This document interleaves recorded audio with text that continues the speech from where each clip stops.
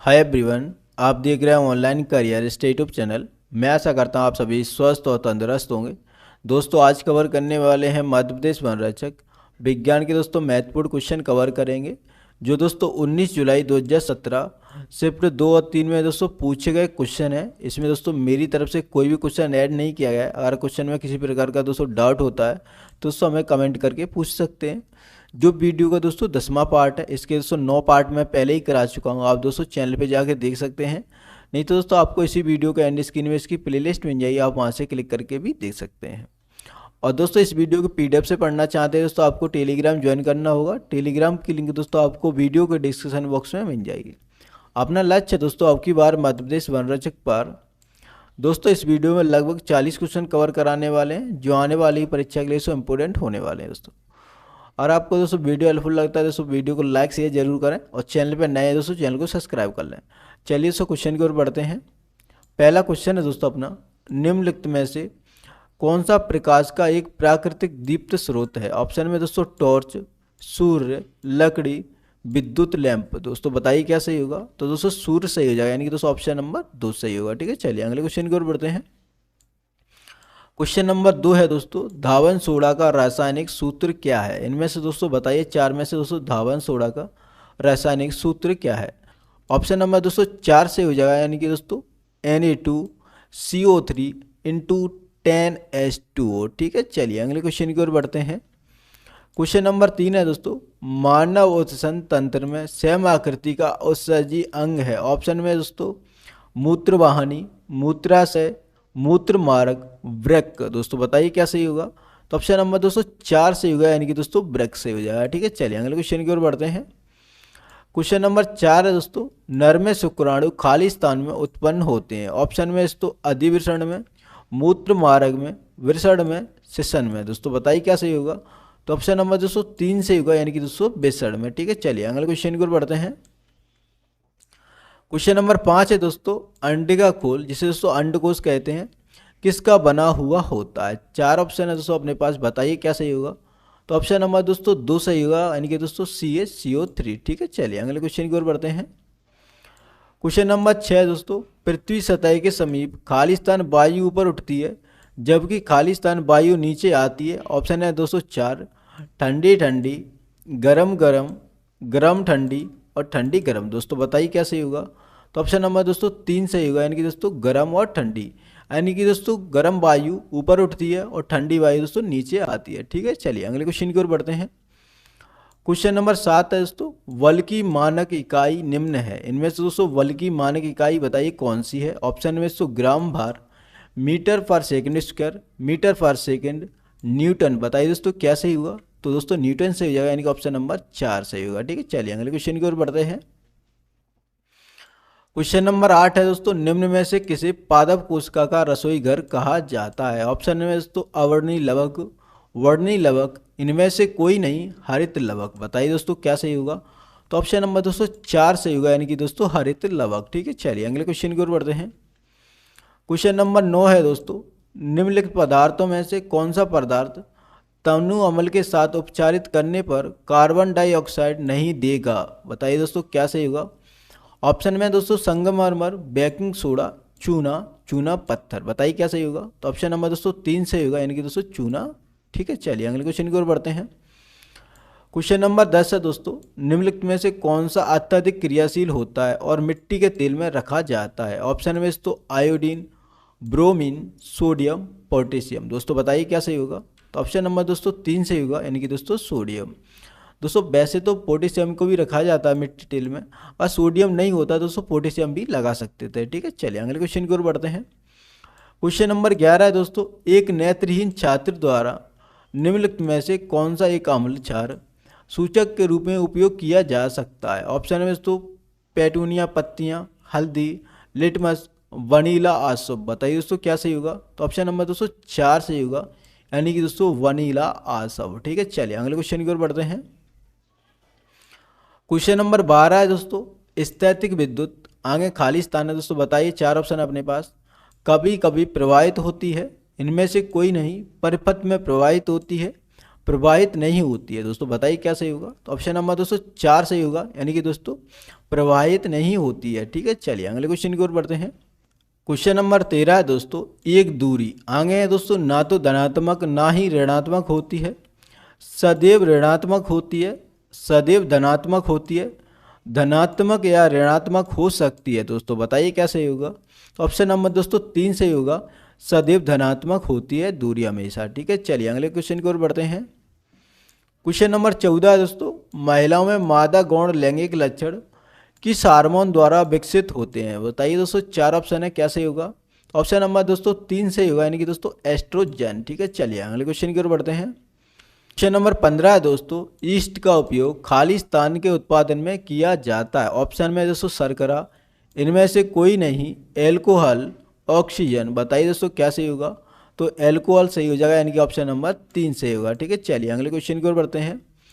Question number 16 है दोस्तों, जैसे जैसे हम समुद्र तल से पर्वत के शिखर तक जाते हैं तो दाब किस प्रकार परिवर्तित होता है। बताइए दोस्तों किस प्रकार परिवर्तित होता है।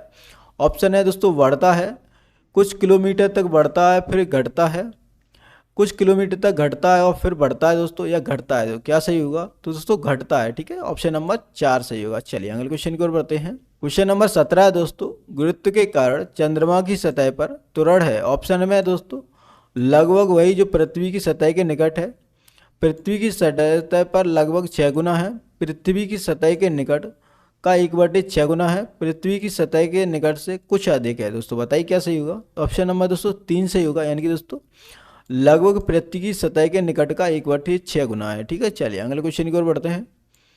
क्वेश्चन नंबर 18 है दोस्तों, बड़ी आंत खाली स्थान अवशोषित करती है। ऑप्शन में दोस्तों जल, पचित प्रोटीन, पचित भोजन, सेल्यूलोज। बताइए दोस्तों क्या सही होगा। तो जल सही हो जाएगा। चलिए ऑप्शन नंबर 1 सही होगा। चलिए अगले क्वेश्चन की ओर बढ़ते हैं। क्वेश्चन नंबर 19 है दोस्तों, वह प्रक्रिया जिसमें किसी पदार्थ में से विद्युत धारा प्रवाहित करने पर उसमें रासायनिक परिवर्तन होता है कहलाती है। दोस्तों ऑप्शन है 4, क्या सही होगा। तो दोस्तों ऑप्शन नंबर 4 सही होगा, यानी कि दोस्तों विद्युत अपघटन कहलाती है। ठीक है, चलिए अगले क्वेश्चन की ओर बढ़ते हैं। क्वेश्चन नंबर 20 है दोस्तों, विद्युत का सबसे अच्छा चालक कौन सा है। ऑप्शन में दोस्तों तांबा, सोना, एल्यूमिनियम, चांदी। बताइए क्या सही होगा। तो ऑप्शन नंबर दोस्तों 4 सही हो जाएगा, यानी कि दोस्तों चांदी। ठीक है, चलिए अगले क्वेश्चन की ओर बढ़ते हैं।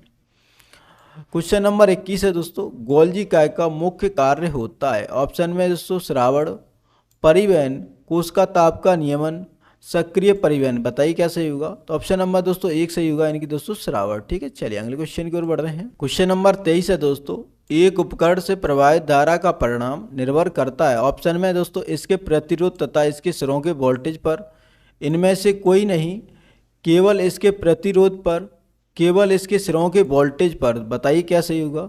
तो ऑप्शन नंबर दोस्तों 1 सही होगा, यानी कि दोस्तों इसके प्रतिरोध तथा इसके सिरों के वोल्टेज पर। ठीक है, चलिए अगले क्वेश्चन की ओर बढ़ते हैं।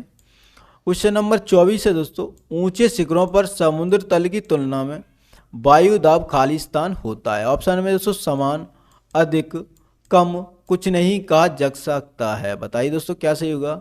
तो ऑप्शन नंबर दोस्तों 3 सही होगा, यानी कि दोस्तों कम होगा। ठीक है, चलिए अगले क्वेश्चन की ओर बढ़ते हैं।